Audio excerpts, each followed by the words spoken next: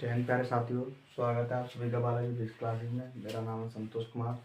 तो देखिए, कल जो हमारी क्लास हुई थी तो वहीं से स्टार्ट करेंगे। तो कल हम क्या पढ़ा रहे थे? कल जो आवेश होता है उसके गुणों के बारे में चर्चा कर रहे थे।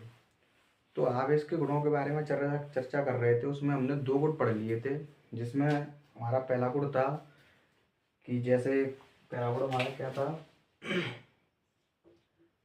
पहला गुण था कि जैसे समान प्रकृति के जो आवेश होते हैं, जैसे मतलब लाइक लाइक चार्ज होते हैं, वो एक दूसरे को प्रतिकर्षित करते हैं। और असमान प्रकृति के होते हैं, जैसे पॉजिटिव और नेगेटिव वेव, वो एक दूसरे को यानी कि अट्रैक्ट करते हैं यानी आकर्षित करते हैं। ठीक है, तो उसी को देखिए, थोड़ा दोबारा मैं समझा देता हूँ आपको। जैसे मान के चलिए पॉजिटिव है, ये पॉजिटिव है, तो ये दोनों समान प्रकृति के हैं, यानी कि पॉजिटिव पॉजिटिव है, तो ये एक दूसरे को क्या करेंगे, यानी कि रिपेल करेंगे, यानी कि प्रतिकर्षित करेंगे। ठीक है, तो देखिए इस तरीके से प्रतिकर्षित करेंगे। अब मान के चलिए ये कोई नेगेटिव चार्ज है, तो ये भी कोई ऋणात्मक आवेश है, तो ये दोनों भी समान प्रकृति के हैं, तो ये दोनों भी एक दूसरे को प्रतिकर्षित करेंगे। ठीक है, तो ये देखिए प्रतिकर्षित कर रहे हैं।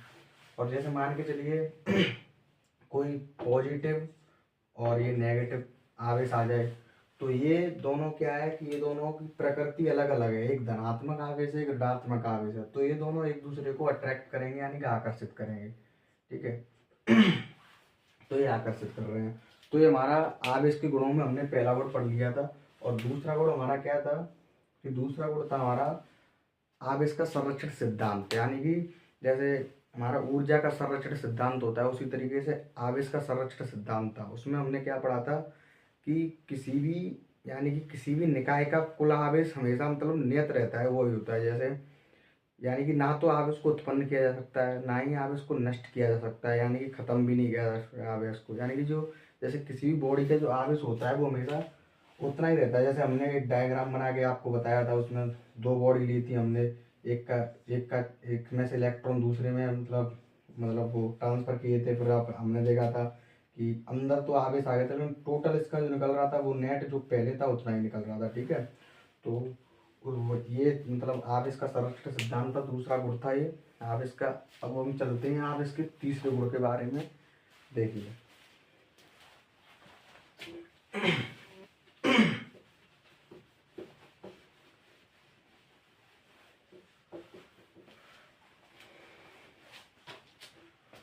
तो आवेश आवेश का जो तीसरा गुण है वो क्या है कि क्वांटाइजेशन ऑफ चार्ज, यानी कि आवेश का क्वांटमीकरण। आवेश का क्वांटमीकरण है, तीसरा गुण लिख लीजिए।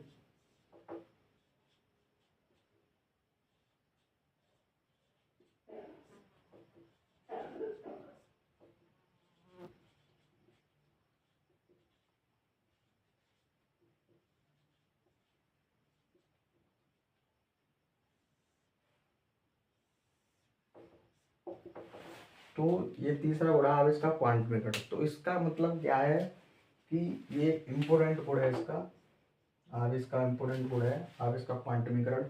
तो इसमें क्या होता है कि जैसे जैसे किसी कोई भी बॉडी है, मान के चलिए ये एक हमारे पास बॉडी है, तो एक बॉडी की मान के चलिए न्यूट्रल बॉडी है हमारे पास, मतलब जितने इसमें इलेक्ट्रॉन है उतने इसमें प्रोटॉन है। ठीक है, न्यूट्रल बॉडी है। तो अगर हम इसमें से मान के चलिए हमने इसमें से 5 इलेक्ट्रॉन निकाल दिए, तो इसके इसके अंदर क्या क्या आ जाएगा, क्यू बराबर इसके अंदर प्लस का 5 इलेक्ट्रॉन का जो चार्ज होता है, जैसे इलेक्ट्रॉन निकले नेगेटिव में तो उतना ही पॉजिटिव चार्ज आ जाएगा, यानी 5 इलेक्ट्रॉन प्लस इसके बराबर चार्ज आ जाएगा। मैं आपको कल एक चीज़ बताना भूल गया था कि जो आवेश होता है, आवेश उसको क्यू से लिखते हैं, और इसका जो मात्रक होता है उसको हम कूलॉम से लिखते हैं। इसका मात्रक कूलम होता है और इसको क्यू से प्रदर्शित करते हैं। ठीक है, ये इस चीज़ को ऐड कर लेना, उसमें बताना भूल गया था मैं। तो यानी कि इसका आवेश होता है क्यू, यानी कि इसमें आवेश क्यू निकला हमारा 5 इलेक्ट्रॉन के बराबर।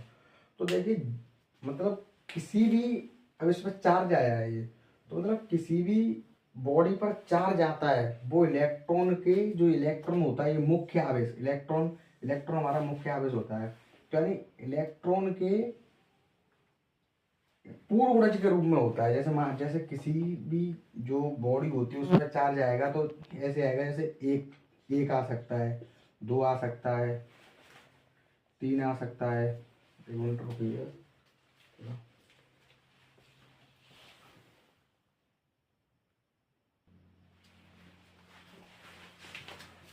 तो यानी कि एक इलेक्ट्रॉन के बराबर आ सकता है, दो इलेक्ट्रॉन के बराबर, तीन इलेक्ट्रॉन के बराबर, चार इलेक्ट्रॉन के बराबर, पांच इलेक्ट्रॉन, 5,000 इलेक्ट्रॉन, 10,000 इलेक्ट्रॉन।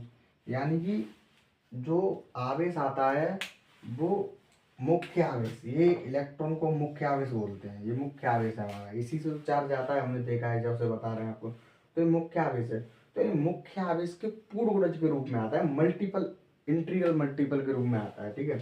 जैसे कभी ऐसे नहीं आएगा कि 1.2 इलेक्ट्रॉन आ जाए, ठीक है, 7.5 इलेक्ट्रॉन आ जाए, 7/5 इलेक्ट्रॉन के रूप में चार्ज आ जाए, या आपका 3.5 आ जाए इलेक्ट्रॉन के रूप में आ जाए, मतलब ऐसे नहीं आएगा। हमेशा किसी बॉडी पर चार्ज आएगा वो, ये जो मुख्य इलेक्ट्रॉन है, मतलब मुख्य आवेश है इलेक्ट्रॉन, इसके पूर्ण ऊर्जा के रूप में आएगा। जैसे 2 इलेक्ट्रॉन के बराबर आ जाए चार्ज, प्लस का, प्लस मतलब इलेक्ट्रॉन निकलेंगे तो प्लस का हो जाएगा, वो आएंगे तो माइनस का 2 इलेक्ट्रॉन हो जाएगा, ऐसे आ जाए। 500 इलेक्ट्रॉन आ जाए, ठीक है। तो इसी तरीके से आता है, यानी कि इस तरीके से फ्रैक्शन रूप में नहीं आता है, ठीक है। तो यही है ओवरऑल इसका, कि मुख्य आवेश के पूर्ण ऊर्जा के रूप में आता है, ठीक है। तो देखिए मैं इसकी डेफिनेशन लिखता हूँ जिससे आपको और क्लियर हो जाएगा।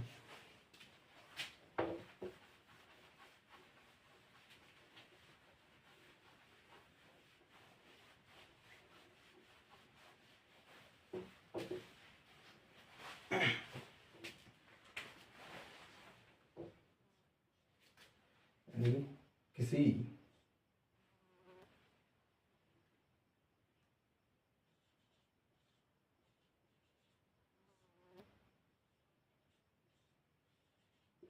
किसी निकाय पर कुल आवेश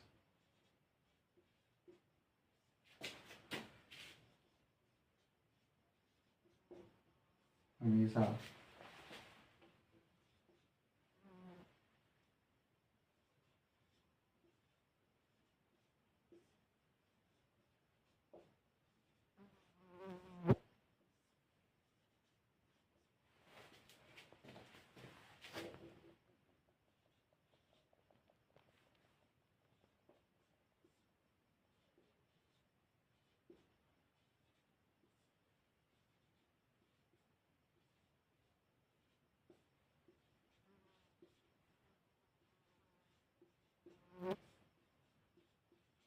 यानी कि किसी निकाय पर कुल आवेश हमेशा मुख्य आवेश के पूर्ण ऊर्जा के रूप में होता है, ठीक है। तो ये इसकी डेफिनेशन हो गई। तो देखिए जैसे आवेश यानी कि क्यू, ये क्या है हमारा आवेश, यानी क्यू आवेश, ये मुख्य आवेश यानी इलेक्ट्रॉन, इसके पूर्ण ऊर्जा के रूप में आ सकता है। जैसे एक आ सकता है इस जगह पे, दो आ सकता है, तीन आ सकता है,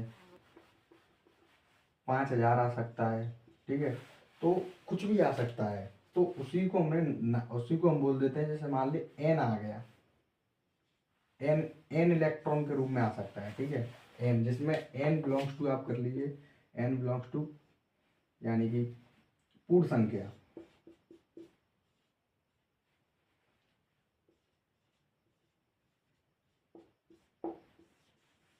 एन बिलोंग्स टू पूर्ण संख्या, ठीक है। तो ये यहाँ से एक फॉर्मूला निकलता है, एन बिलोंग्स टू पूर्ण संख्या, यानी कि क्यू बराबर एन ई, ये जो फॉर्मूला होता है वो यहीं से निकलता है, क्यू बराबर एन ई।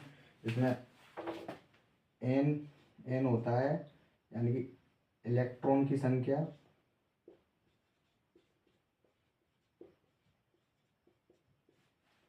और ई होता है इलेक्ट्रॉन पर आवेश। जो होता है 1.6 इंटू 10⁻⁻19 कूल, इतना होता है। ठीक है, यानी कि इलेक्ट्रॉन पर आवेश होता है ये, इसके ऊर्जा के रूप में होता है। आपको समझ में आ गया होगा। ठीक है, तो इसका आप स्क्रीनशॉट ले सकते हैं। तो देखिए, इस फॉर्मूले से रिलेटेड मैं आपको कुछ सवाल कराता हूँ, इससे न्यूमेरिकल कराता हूँ। देखिए,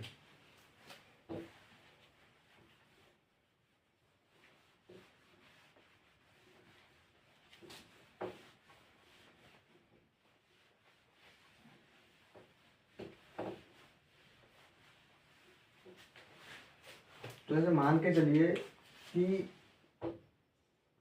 मान के चलिए कि कोई बॉडी है आपके पास। ठीक है, ये आपके पास एक बॉडी है। अब ये क्या है कि शुरुआत में मान लीजिए न्यूट्रल है,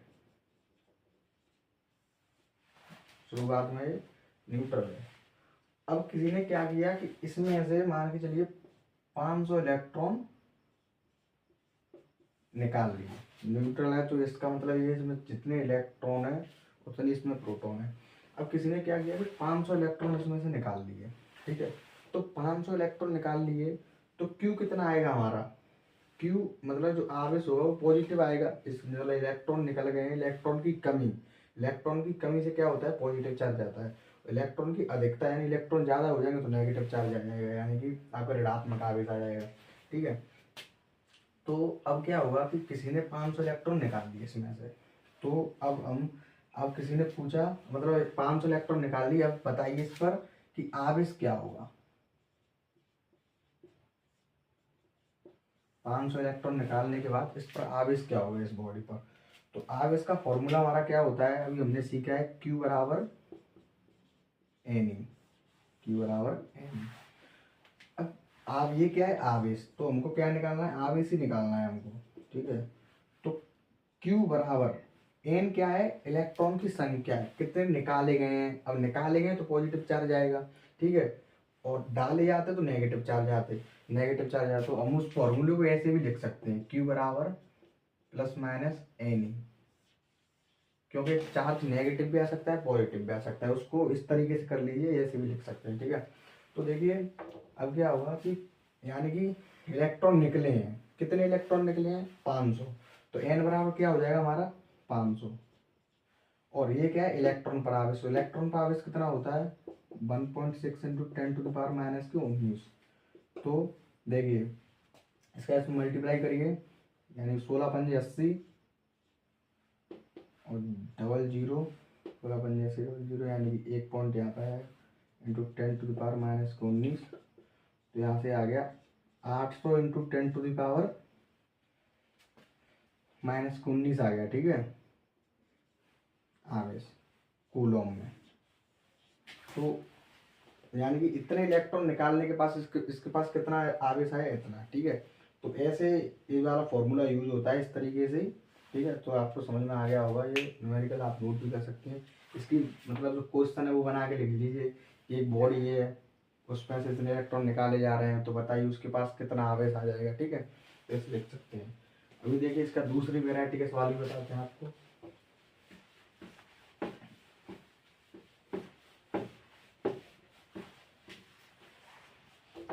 अब जैसे मान के चलिए किसी ने बोल दिया कि एक बॉडी है, एक बॉडी है हमारी, ये एक बॉडी है हमारे पास एक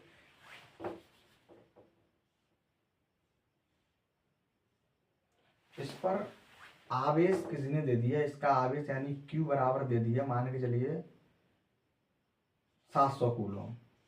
ठीक है,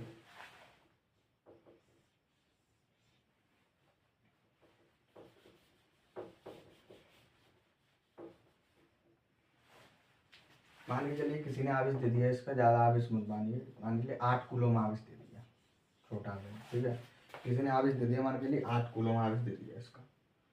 तो अब क्या करेंगे यहाँ से कि यानी कि किसी ने 8 कूलम आवेश दे दिया, अब पूछ लिया प्लस माइनस का 8 कूलम है,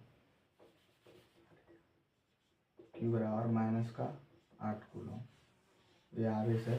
ऐसा होता है ज़्यादा बड़ी संख्या लोगे तो फिर वो यानी काटा पीटी में उसमें थोड़ा टाइम लगता है। तो देखिए 8 कूलम ले लिया किसी ने प्लस माइनस का, यानी कि इसके पास माइनस का 8 कूलम आवेश है। अब किसी ने पूछा कि यानी कि नंबर ऑफ इलेक्ट्रॉन बताइए इसके पास कितने होंगे, इलेक्ट्रॉन की संख्या n बराबर किसी ने पूछ लिया, ठीक है, नंबर ऑफ इलेक्ट्रॉन कितने होंगे। तो हमारे पास फॉर्मूला क्या है, Q बराबर NE, ये फॉर्मूला है, ठीक है। तो यहाँ से n बराबर क्या हो जाएगा, Q अपॉन E। तो Q कितना है, 8 कूलम, ठीक है, 8 कूलम। नेगेटिव नहीं रखेंगे, नेगेटिव किस लिए बताया गया है, नेगेटिव इसलिए बताया, मैं आगे बताऊंगा, ठीक है।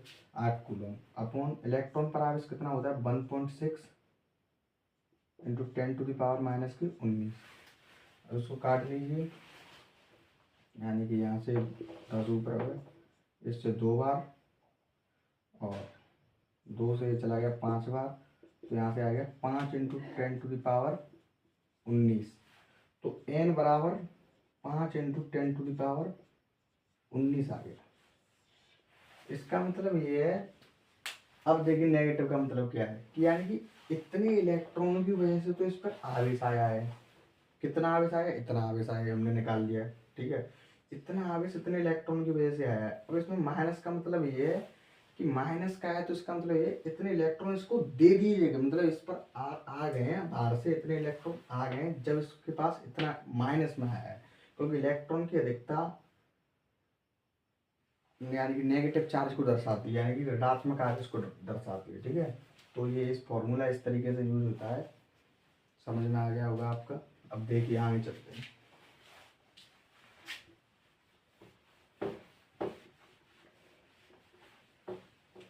ठीक है। तो ये तीसरा गुण था हमारा क्वांटाइजेशन ऑफ चार्ज, आपकी समझ में आ गया होगा। एक बार और बता देता हूँ कि यानी कि जो आवेश होता है किसी भी बॉडी पर, वो मुख्य आवेश के पूर्वज के रूप में होता है। मुख्य आवेश क्या होता है, हमारा मुख्य आवेश होता है इलेक्ट्रॉन का जो आवेश होता है, उसे हम मुख्य आवेश बोलते हैं, ठीक है। अब देखिए, अब आता है हमारा इसका चौथा गुण। चौथा गुण क्या है कि चौथा गुण है हमारा इसका सापेक्षता का सिद्धांत।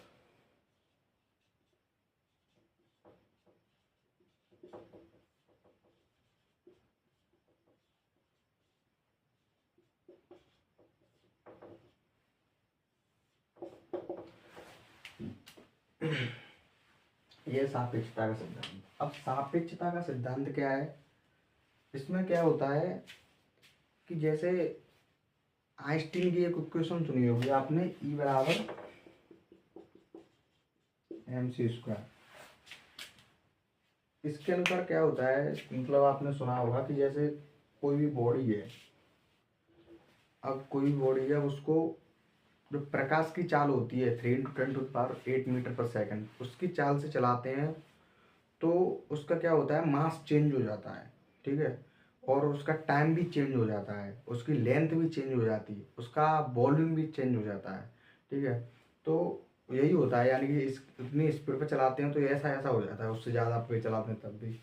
तो एक चीज़ रहती है जो उसकी बदलती नहीं है, वो होता है उसका आवेश, ठीक है।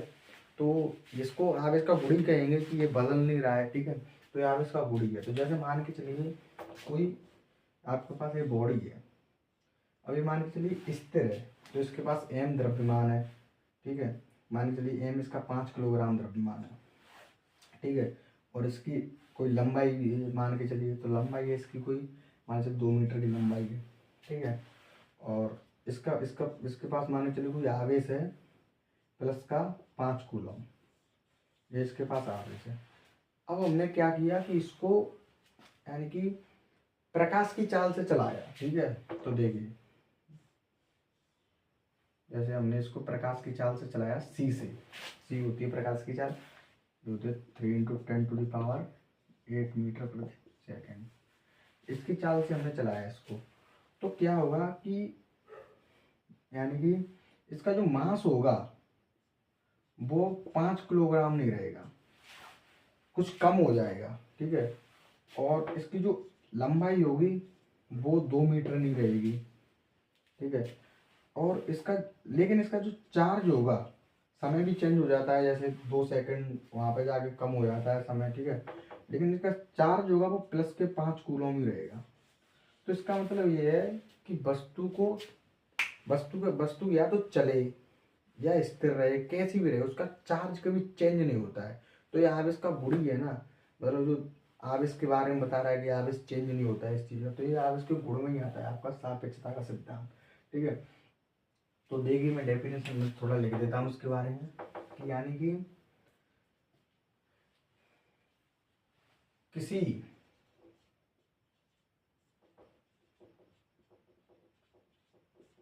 वस्तु पर आवेश, किसी वस्तु पर आवेश स्थिर अवस्था में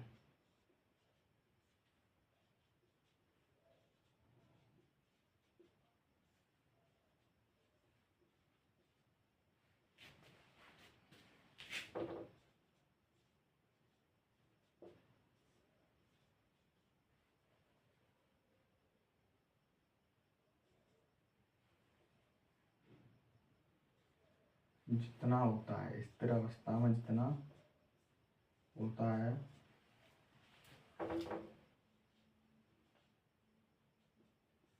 उतना ही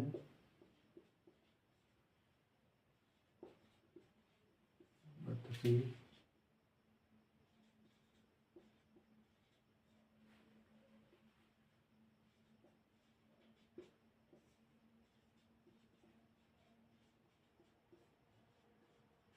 यानी कि किसी वस्तु पर आवेश स्थिर अवस्था में जितना होता है उतना ही गतिशील अवस्था में होता है। मतलब आवेश उसका नियत रहता है, आवेश चेंज नहीं होता है। यही होता है आपका सापेक्षता का सिद्धांत। ठीक है, तो इसका चौथा गुण है, चौथा गुण है मतलब इसका आवेश का। ठीक है, तो आप इसका स्क्रीनशॉट ले सकते हैं। तो देखिए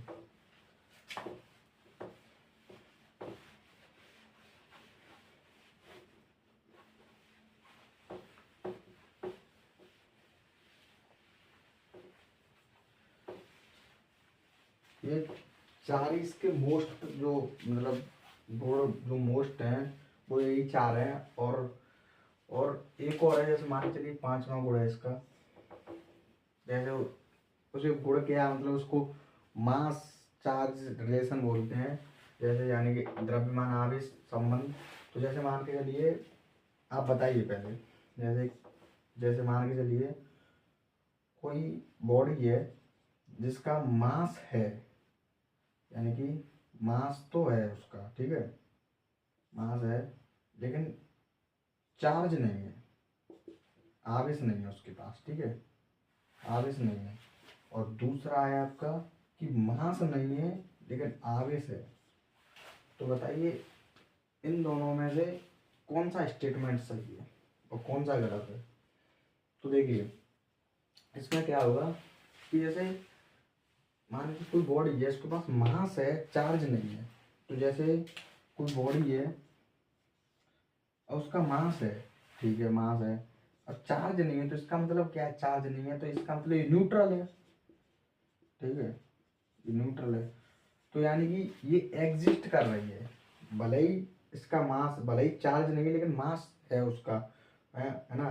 तो भले ही यानी मास है लेकिन चार्ज नहीं है, तो ये एग्जिस्ट कर रही है, सही बात है, मतलब ऐसी वस्तु है। लेकिन इसमें बोल रहा है कि मास नहीं है लेकिन चार्ज है।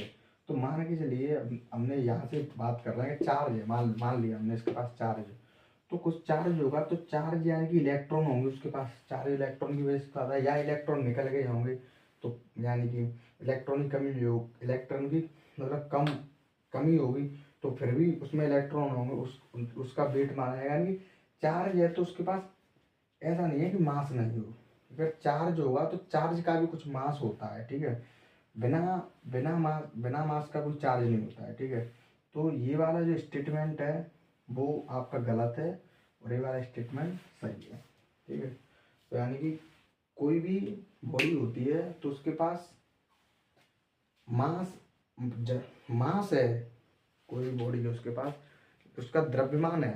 ठीक है, चार्ज हो कोई बात नहीं, चार्ज हो या ना हो उससे कोई मतलब एग्जिस्ट करेगा, लेकिन उसके पास चार्ज है लेकिन मास नहीं है, ये कोई बात नहीं रही। ठीक है, तो ये एग्जिस्ट नहीं करेगा। ठीक है, आपको समझ में आ गया होगा। तो देखिए यही मतलब इसका एक गुण है। ठीक है, तो वैसे ही मतलब गुड़ी मान लो इसको, ठीक है, इसको आप समझ सकते हो, ठीक है। तो देखिए अब जो आवेश के गुण हैं वो आवेश के गुण खत्म होते हैं, ठीक है, यानी इतने आवेश के गुण हैं वो खत्म होते हैं, है ना। अब अब क्या होगा कि अब जैसे आवेश के बारे में हमने पढ़ा, आवेश क्या चीज़ होती है, ठीक है, आवेश के गुणों के बारे में पढ़ा कि आवेश ऐसा ऐसा होता है, ठीक है। अब देखते हैं किसी बॉडी पर आवेश आता कैसे, यानी कोई बॉडी आवेशित कैसे होती है, कौन सी विधियां हैं जिनसे वो आवेशित होती है। हमने आवेश के बारे में पढ़ तो लिया, लेकिन आवेश अब कैसे आता है बॉडी पे, इस चीज़ को हम पढ़ेंगे, ठीक है। तो ये देखिए, इसको आप बोलते हैं मेथड ऑफ चार्ज।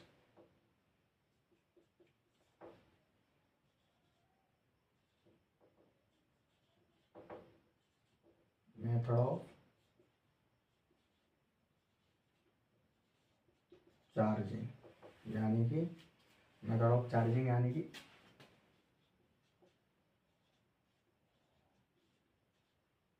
आवेशित करने की विधि, ठीक है, यानी आवेशित करने की विधि, यानी किसी भी बॉडी को आवेशित करने की विधि पढ़ेंगे, यानी कि बॉडी पर आवेश किस तरीके से आता है, ठीक है, उस चीज़ को पढ़ेंगे हम। तो देखिए जिसमें हमारा पहला आता है आपका घर्षण द्वारा,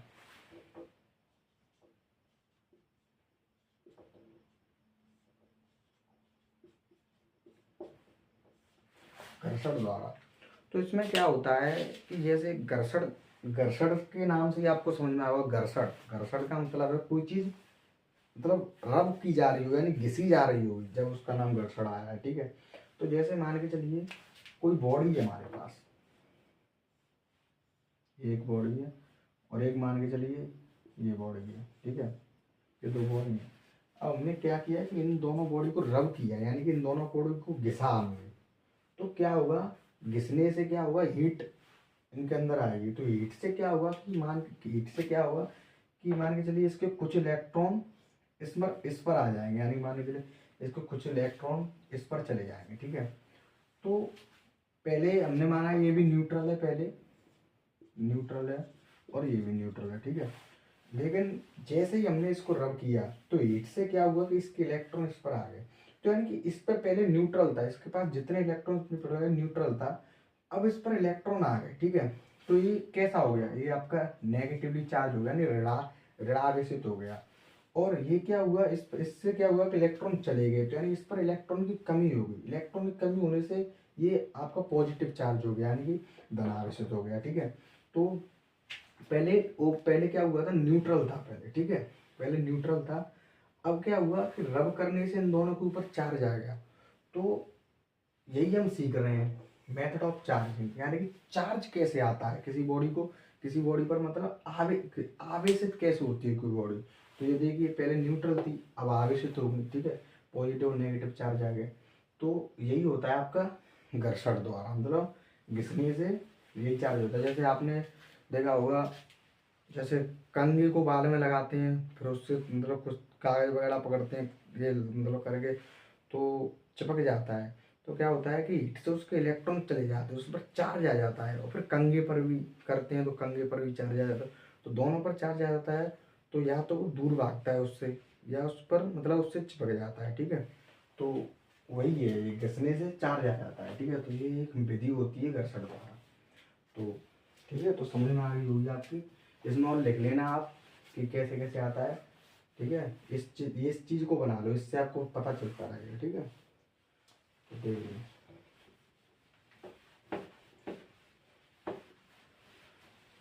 अब आती है आपकी सेकंड विधि। सेकंड विधि में क्या होता है, सेकंड विधि होती है आपकी आवेशित करने की, सेकंड विधि होती है धातु के द्वारा,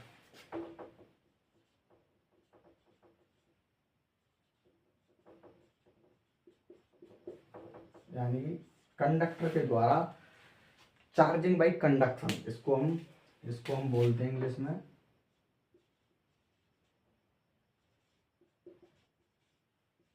चार्जिंग बाई कंडक्शन, ठीक है, इसको हम चार्जिंग बाई कंडक्शन बोलते हैं। तो इसमें क्या होगा कि कंडक्शन कंडक्शन यानी धातु कंडक्शन, तो इसको आपको समझ में आ गया होगा, इसमें कोई ना कोई चीज़ धातु की यूज होगी, ठीक है, जिससे आवेश आएगा तो कोई ना कोई चीज़ धातु की यूज होगी। तो क्या होगा कि जैसे मान के चलिए ये हमारे पास कोई बॉडी है, ठीक है, इसी साइज की एक और बॉडी है हमारे पास, ठीक है। अब मान के चलिए इसके पास Q बराबर 6 कूलम है, ठीक है, इसके पास Q बराबर 6 कूलम है, प्लस या माइनस होगा, प्लस के 6 कूलम है, और ये हमारी न्यूट्रल है, ठीक है, ये हमारी न्यूट्रल है। तो क्या होगा कि मतलब अभी तो ये न्यूट्रल है, इसके पास कोई चार्ज नहीं है, जैसे ही हम इसको किसी कंडक्टर वायर से कनेक्ट करेंगे, जो कंडक्टिंग वायर होगा यानी कि जिसमें जिसमें जो करंट फ्लो हो जाता है वो कंडक्टिंग वायर होगा, तो जैसे ही हम इसको कनेक्ट करेंगे तो क्या होगा कि इस पर भी चार्ज आ जाएगा, है ना, तो इस पर चार्ज आएगा, तो जैसे इतना चार्ज जिस पे उसका आधा चार्ज, यानी कि इन दोनों पर बराबर बराबर चार्ज आ जाएगा। तो जैसे इस पर 6 था तो 6, और इस पर कितना आएगा पहले 0, तो 0/2 यानी कि 3, यानी कि दोनों पर 3-3 कूलम का चार्ज आ जाएगा, प्लस का 3-3 कूलम का चार्ज आएगा।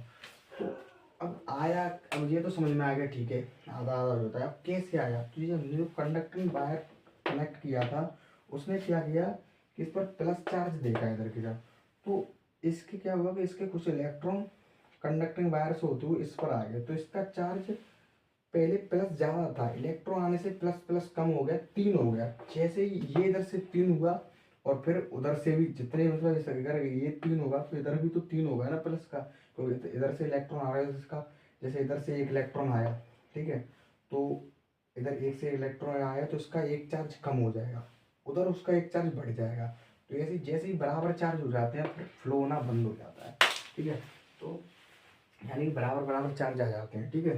तो कंडक्शन में क्या होता है कि 2 बॉडी ली जाती है, उनको कंडक्टिंग वायर से कनेक्ट किया जाता है और मतलब बराबर बराबर चार्ज बढ़ जाता है, ठीक है। ये इसके बारे में हम और आगे चर्चा करेंगे थोड़ा, अभी इसको पहले समझिए। तो ये होता है हमारा दूसरा, यानी कि दूसरी आवेशित करने की विधि होती है हमारी, यानी कि किसी बॉडी पर किसी बॉडी को चार्ज करने की विधि होती है हमारी दूसरी वाली, ठीक है। तो आप इसको स्क्रीनशॉट ले लीजिए, इसका नोट कर लीजिए, और मतलब नोट्स बनाते चलना इसी तरीके से जो मैं बता रहा हूँ, उसी तरीके से न्यूमेरिकल भी मैं कराऊंगा, उसी के साथ साथ इसके हिसाब से नोट बना चले। इससे क्या होता है, जैसे वैसे आप अगर नोट्स बनाओगे तो उसमें क्या होगा कि समझ में नहीं आएगा, मतलब थोड़ा इसको क्या है, इसको आप समझ रहे हो फिर अपनी भाषा में इसको लिख रहे हो, तो इससे बहुत बहुत मतलब बहुत कुछ मिलता है, ठीक है। तो देखिए अभी हमारा दूसरा नियम हो गया, अब देखते हैं तीसरे को, तीसरी विधि देखते हैं, यानी कि आविष्कृत करने की 3 ही विधि है हमारे पास, ये तीसरी है, 2 मतलब 3 ही विधि है, 2 हो गई, एक तीसरी विधि है लास्ट। तो देखिए तीसरी विधि में क्या होता है, तीसरी विधि होती है हमारी इंडक्शन, चार्जिंग बाय इंडक्शन।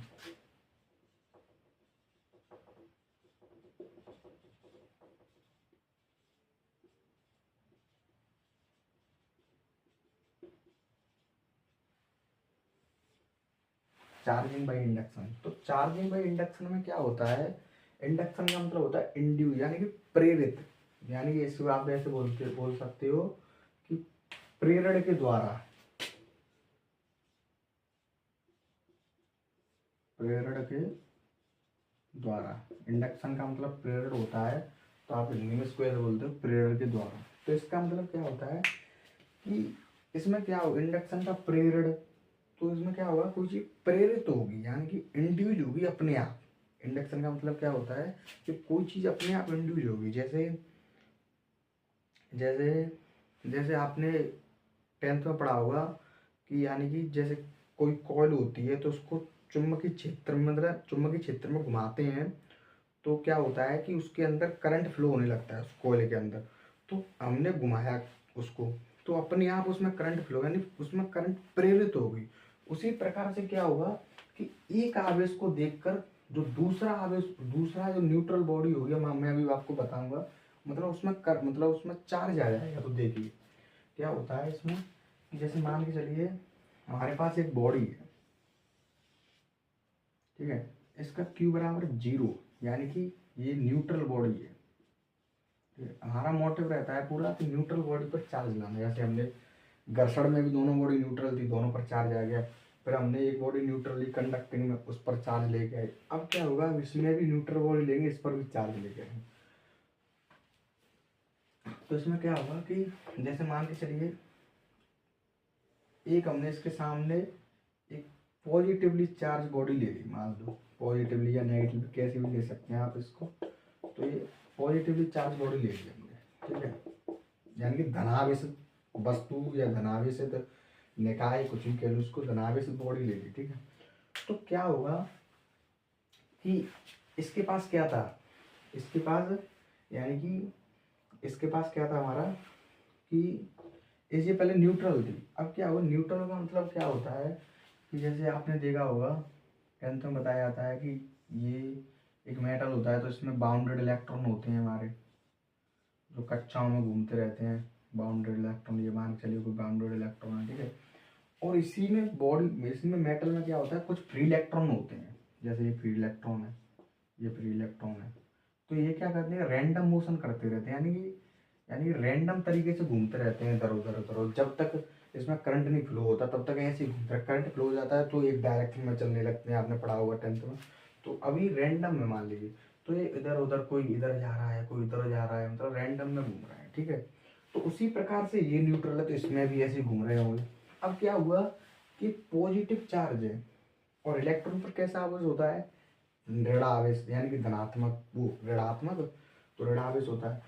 तो पॉजिटिव चार्ज को देखकर ऋण आवेश क्या करेगा, इसमें जो इलेक्ट्रॉन घूम रहे होंगे पॉजिटिव और नेगेटिव, क्या करता है, एक दूसरे को अट्रैक्ट करता है, मैंने आपको बताया था।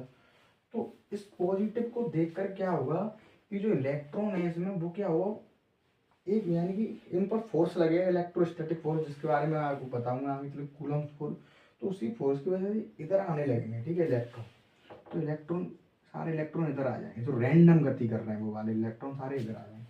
तो ये जो आधा हिस्सा है इसका, इस पर क्या हो जाएगा, नेगेटिव चार्ज आ जाएगा, यानी ऋणावेश, यानी कि जो क्या बोलते हैं उसको, ऋणात्मक आवेश आ जाएगा इस पर, इसके आधे आधे भाग पर, ठीक है। और इसके आधे भाग पर क्या होगा, पॉजिटिव आवेश आ जाएगा, ठीक है। इसी प्रकार इसके आवेश आधे भाग पर पॉजिटिव आवेश आ जाएगा। तो क्या हुआ कि जैसे इसको, यानी कि इस बॉडी को इसने देखा न्यूट्रल वाली, तो इसके सारे इलेक्ट्रॉन इधर भाग के आ गए, ठीक है। तो इस पर नेगेटिव आ गया, इधर पॉजिटिव। अब क्या हुआ, अब हम क्या करेंगे इसमें, अब हम क्या करेंगे, अब ये जो आया है ना, ये देखिए ये आ गया, ये आवेश आया है, इसी को बोलते हैं इंड्यूस आवेश, यानी कि प्रेरित आवेश, इंड्यूस चार्ज, प्रेरित आवेश इसी को बोलते हैं। कुछ किया तो नहीं, अपने आप इसको देखकर इस पर मतलब आवेश आ गया है अगली बार। लेकिन अभी पूरे निकाय का कुल आवेश 0, ये न्यूट्रल है, ये ध्यान रखना। इधर इधर नेगेटिव होता है, उधर पॉजिटिव, यानी बॉडी पर आवेश नहीं आया लेकिन उनके भागों पर आवेश आ गया है, आधे भाग पर नेगेटिव, आधे भाग पर पॉजिटिव, ठीक है। तो इसको देख कर आ गया, तो इसी को प्रेरित बोलते हैं। ये प्रेरित हुआ है, इंड्यूस हुआ है। जैसे कोयल को उसके अंदर घुमाते हैं तो मैग्नेटिक फील्ड में जो उसके अंदर एरिया होता है, यानी फ्लक्स परिवर्तन होता है, तो उससे उसके अंदर करंट आ जाती है। उसी प्रकार से इसको देखकर इसका चार्ज इंड्यूस हो गया उसी तरीके से, ठीक है। तो ये देखिए, अब हम क्या करेंगे इसको कि अब हम इसको क्या करेंगे, अब हम इसको पृथ्वी से यानी कि वो कर देंगे, कनेक्ट कर देंगे अर्थ से कनेक्ट कर देंगे।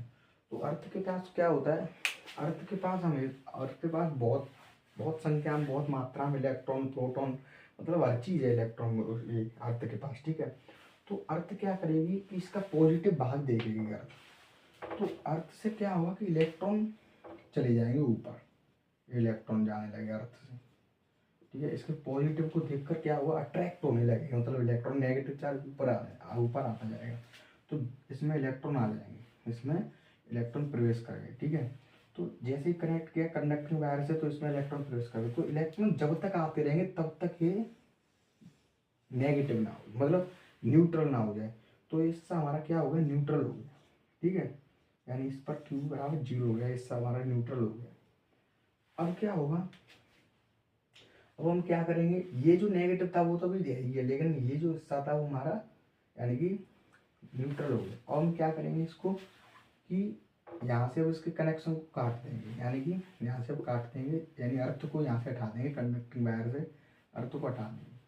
तो अब क्या होगा कि इसमें पहले इलेक्ट्रॉन उतने ही थे जितने बॉडी में, न्यूट्रल बॉडी में जितने थे उतने इलेक्ट्रॉन थे।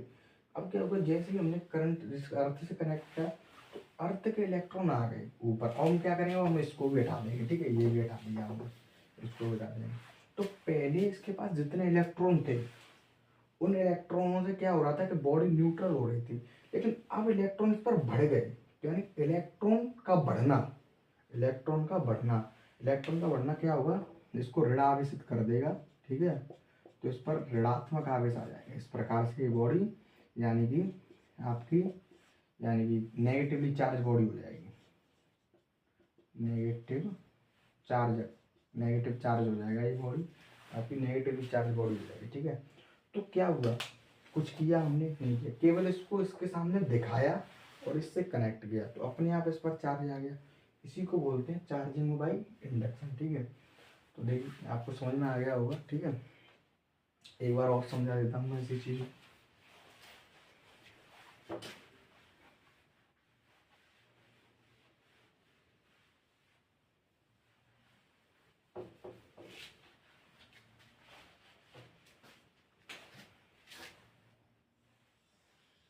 नेगेटिव भी ले सकते हैं आप, मैं पॉजिटिव भी ले रहा हूँ, नेगेटिव भी ले सकते हैं। नेगेटिव से क्या होगा, जैसे ही आप नेगेटिव चार्ज लोगे तो इसके नेगेटिव को देखकर जो सारे इलेक्ट्रॉन इधर आ रहे थे पहले, वो नेगेटिव को देखकर दूर चले जाएंगे, क्योंकि सेम प्रकृति के आवेश क्या होते हैं, एक दूसरे को दूर भगाते हैं। तो सारे इलेक्ट्रॉन इधर चले जाएंगे, फिर इधर सारे पॉजिटिव आ जाएगा, फिर इसको पृथ्वी से अटैच कर देंगे, सारे इलेक्ट्रॉन नीचे चले जाएंगे, फिर उस पर बॉडी पर पॉजिटिव चार्ज आ जाएगा, ठीक है।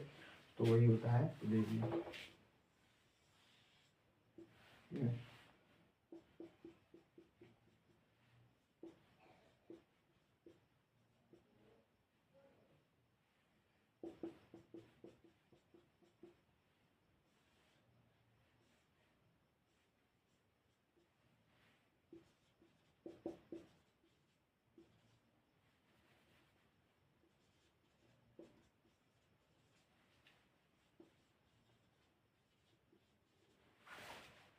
ये यानी कि आवेशित चार्ज और ये न्यूट्रल बॉडी है, ठीक है।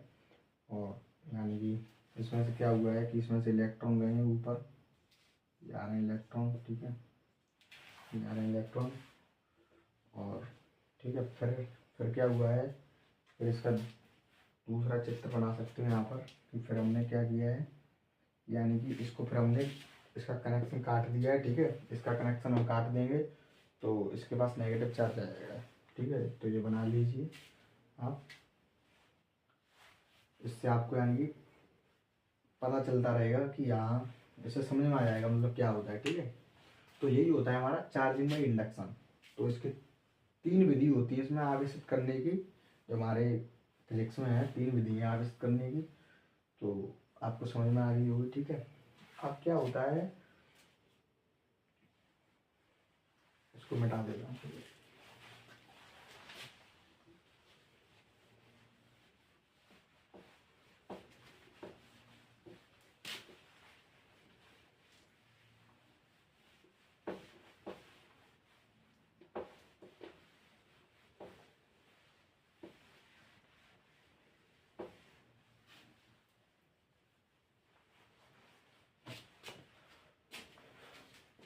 तो यानी कि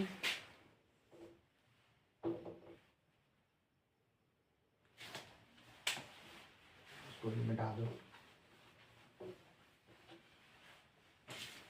तो यानी कि हमने क्या किया कि हमने आवेश के बारे में पढ़ा पहले, ठीक है। फिर आवेश के गुणों के बारे में पढ़ा कि आवेश के कैसे गुण होते हैं, मतलब क्या क्या गुण दर्शाता है आवेश से, क्या क्या चीज़ हो सकती है। तो वो हम चीज़ों, उन चीज़ों के बारे में हमने पढ़ा, ठीक है। फिर हमने आवेश को यानी कि मेथड ऑफ चार्जिंग, यानी कि आवेश किसी वस्तु पर आवेश कैसे आता है उस चीज़ के बारे में हमने पढ़ा, ठीक है। अब हम एक और नई चीज़ पढ़ने वाले हैं। जैसे हम जब से बात कर रहे हैं कि जैसे एक पॉजिटिव चार्ज है, ठीक है, और ये आपका एक पॉजिटिव चार्ज है, तो ये एक दूसरे को दूर बढ़ा रहे हैं, ठीक है। ये मान के चलिए आपके पास पॉजिटिव चार्ज है, ये नेगेटिव चार्ज, ये एक दूसरे को अट्रैक्ट कर रहे हैं, ठीक है। तो एक चीज़ हम जब से बोल रहे हैं कि ये एक दूसरे को पॉजिटिव पॉजिटिव दूर भगाते हैं, नेगेटिव पॉजिटिव अट्रैक्ट करते हैं, तो दूर भगा रहे हैं, अट्रैक्ट कर रहे हैं, तो ये मतलब कैसे कर रहे होंगे? जैसे ये ये अब ये इससे दूर जा रहा होगा तो इसके पास कोई फोर्स ही तो लग रहा होगा, उसको फोर्स ही तो कर रहा होगा, यानी कि इस पर कोई बल लगा रहा होगा, ढकेल रहा होगा उसको, जब ये दूर जा रहा है, ठीक है। नहीं तो ये रखा ही है, जैसे मान के चलिए कोई पॉजिटिव चार्ज है, अब ये हमारा रखा हुआ है, ठीक है। अब इसके पास मान के चलिए कोई पॉजिटिव चार्ज लेके आए, तो इस पर भी बल लगना है, इस पर भी पहले तो रखा था ना, तो यानी कि इस पर फोर्स लगने लगा ना, जब तो ये दूर जा रहा है, इसको इसको मतलब छोड़ कर, मतलब यहाँ इस जगह से दूर जा रहा है, तो एक फोर्स लगता है, ठीक है। फोर्स की वजह से ये यानी कि दूर जाते हैं, तो उसी फोर्स के बारे में पढ़ेंगे, जो फोर्स क्या होता है, उसी फोर्स को बोलते हैं हम इलेक्ट्रोस्टैटिक फोर्स। तो क्या हुआ कि एक साइंटिस्ट कूलम, जिन्होंने इस फोर्स की मतलब फोर्स को पढ़ा और एक्सपेरिमेंट से बताया कि ये फोर्स होता है, और यानी कि इन पर वो डिपेंड करता है, और उस फोर्स के बारे में मतलब बताया, वो देखते हैं समझ।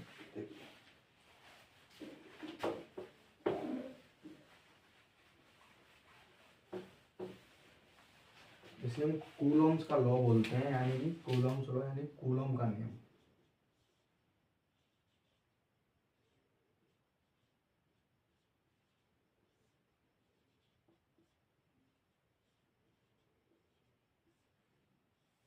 कूलम का नियम। तो कूलम का नियम क्या होता है, ये बहुत इंपॉर्टेंट है इस चैप्टर में, यानी अब इस चैप्टर की असली शुरुआत अब इस चैप्टर की यहाँ से होती है। जो इलेक्ट्रोस्टैटिक हमारी जो यूनिट है, इलेक्ट्रिक चार्जेज एंड जो फील्ड चैप्टर है, उस चैप्टर की असली शुरुआत यहाँ हमारी इस चैप्टर इस मतलब अब यहाँ से होती है कूलम्स लॉ से, कूलम का नियम। तो ये कूलम का नियम क्या होता है कि कूलम ने बताया कि जैसे मान के चलिए ये हमारे पास ये हमारे पास कोई बिंदु आवेश है, ठीक है।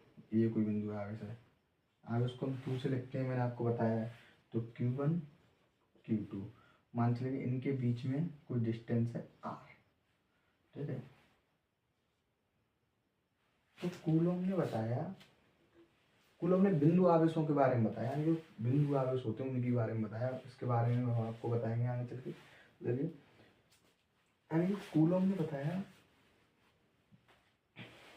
बताया कि जो फोर्स होता है, जो इन दोनों दोनों आवेशों के बीच में जो बल लग रहा है, वो बल इन दोनों आवेशों के गुणनफल के तो अनुक्रमानुपाती होता है, यानी कि अनुक्रमानुपाती समानुपाती जो चिन्ह होता है, ये वाला अनुक्रमानुपाती होता है। और जो डिस्टेंस होता है उसके वर्ग के व्युत्क्रमानुपाती होता है, यानी 1/r², ये इसके अनुक्रमानुपाती, यानी कि वर्ग यानी कि बीच की डिस्टेंस के वर्ग के व्युत्क्रमानुपाती होता है, ठीक है। ये चीज़ बताई कूलम ने। जो फोर्स लगता है हमारा, वो एक इस तरीके से लगता है। तो देखिए डेफिनेशन लिखता हूँ इसको, जिससे आपको और ज़्यादा क्लियर होगा कि इस नियम के अनुसार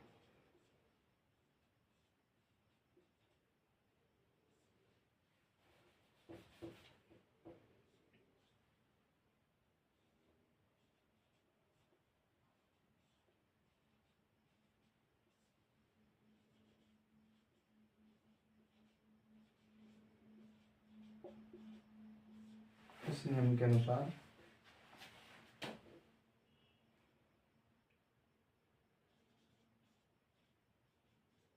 किन्हीं दो बिंदु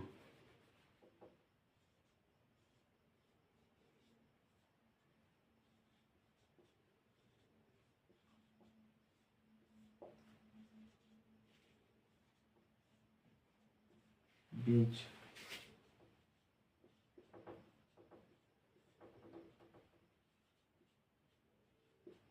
लगने वाला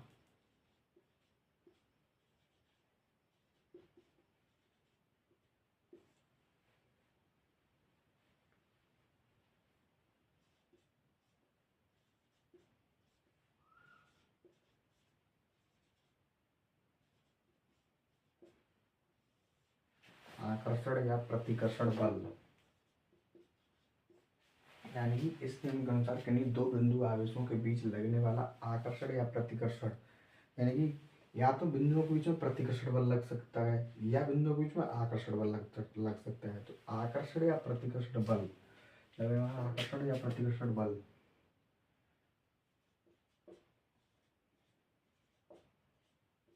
आवेशों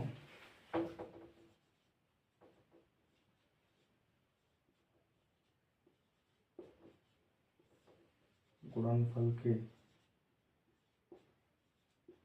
बराबर, आवेशों के गुणनफल के बराबर वो आवेशों के गुणनफल के अनुक्रमानुपाती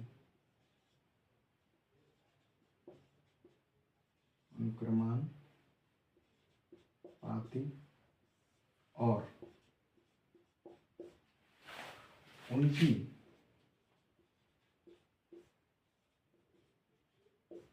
बीच की दूरी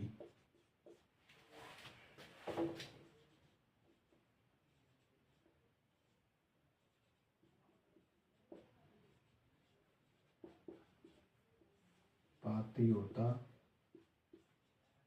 उनकी बीच की दूरी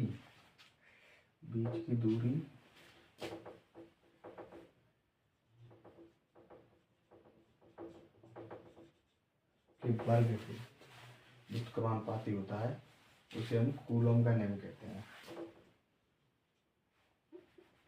वो नियम के अनुसार तो लिखा है, यानी इसे ही कूलम का नियम कहते हैं। ठीक है, तो यानी कूलम ने बताया, मैंने समझा दिया आपको, एक बार और समझ लिए कि कूलम ने बताया कि इस नियम के अनुसार किन्हीं दो बिंदु आवेशों के बीच लगने वाला आकर्षण या प्रतिकर्षण बल आवेशों के गुणनफल के अनुक्रमानुपाती और उनके बीच की दूरी के वर्ग के व्युत्क्रमानुपाती होता है। तो देखिए, जैसे मान के चलिए ये बिंदु आवेश है Q1 और ये बिंदु आवेश है Q2। ठीक है, इनके बीच की दूरी है R, मान लिया हमने इनके बीच की दूरी R। तो इनका फोर्स कैसे लगा जाएंगे? तो फोर्स होगा F, वो Q1 Q2 आवेश, यानी कि लगने वाला आवेशों के गुणनफल के अनुक्रमानुपाती। ठीक है, तो अनुक्रमानुपाती हो गए, उनकी बीच की दूरी के वर्ग के व्युत्क्रमानुपाती, यानी F is directly proportional to 1/r²। ये होता है, इस चीज के बारे में बताया और उसने फॉर्मूला निकाला यहाँ से। इनको जो जब अनुक्रमानुपाती के चिन्ह उठाते हैं तो ये तो कांस्टेंट आता है। तो देखिए, तो यहाँ से निकल के आया F बराबर के Q1 Q2/r²। ये कांस्टेंट ये हटाया जब निकल के आया। ठीक है, तो ये होता है, यानी कि ये फॉर्मूला निकलता है हमारा, इम्पोर्टेंट फॉर्मूला है F बराबर के Q1 Q2/r²। तो कूलम का नियम यही है। ठीक है, तो ये बताया। तो इसमें Q1 Q2 आप समझ गए होंगे, आवेश होते हैं, R उनके बीच की दूरी होती है, एक K होता है आपका कांस्टेंट होता है, एक K इक्वल टू होता है 1/4 पाई एप्सिलॉन नॉट।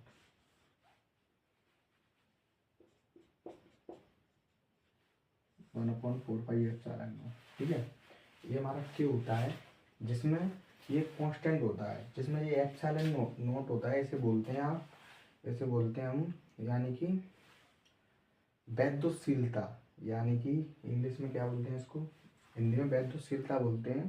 ठीक है, तो देखिए इसकी जो वैल्यू होती है, एप्सिलॉन नॉट की वैल्यू होती है हमारे पास 8.85 इंटू 10⁻⁻12। और यहाँ से इसका जो मात्रक होता है, वो इसका मात्रक निकालना, डायमेंशन निकालना बहुत इम्पोर्टेंट होता है। उसको मैं कल बताऊंगा, कल ही इसके आंकिक मतलब कल ही इसके बारे में चर्चा करेंगे हम पूरी नेक्स्ट लेक्चर में। ठीक है, तो ये समझ आ गया। यानी इसकी K की वैल्यू होती है आपकी जो कांस्टेंट, ये वैल्यू निकल के आई थी, फिर उसका गुणा करके निकल के आता है, वो निकल के आता है आपका 9 इंटू 10⁻⁹ ये होता है। ठीक है, ये इसकी वैल्यू निकल के आती है। तो आपको समझ में आ गया होगा पूरा कूलम्स का लेवल, मैंने बहुत अच्छी तरीके से बताया आपको। ठीक है, तो यही होता है, और इस पर बहुत सारे न्यूमेरिकल कराऊंगा मैं आपको, वो अगले लेक्चर में कराऊंगा। ठीक है, तो ये नोट कर लीजिए। और यानी कि लेक्चर में कोई भी दिक्कत आई हो या कमी आई हो तो कमेंट में ज़रूर बताएं उस चीज़ के बारे में, और यहीं से नोट्स बनाते चलें, ठीक है। और मैं आपको मतलब कल न्यूमेरिकल कराऊंगा इसके बारे में क्वेश्चन, और इससे आगे मतलब कंटिन्यू करूँगा, ठीक है। कमेंट बताना कैसा लगा वीडियो, ठीक है। तो फिर कल अगले लेक्चर में मिलते हैं। Thank you.